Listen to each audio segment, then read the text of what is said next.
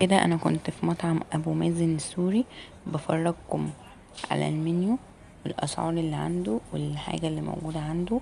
كنت اول مرة اكل عنده يعني في المطعم، فقلت افرجكم واوريكم الحاجة اللي موجودة عنده.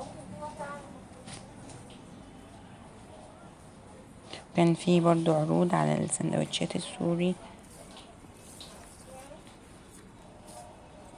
المنيو كبير وفي حاجات كتير وفي عروض.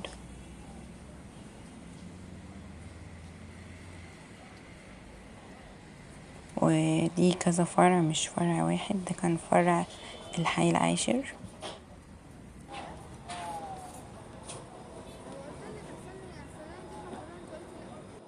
ده هنا كده شكل الاكل. السندوتشات السوري بتاعته كبيرة ونازل معاها باكيت بطاطس وتومية ومخلل. كنت طالبة شاورما دجاج. لو عجبكم الفيديو متنسوش تحطوا لايك واشتراك في القناة وتطلبوا مني عايزين اعمل لكم عن مطاعم ايه تاني.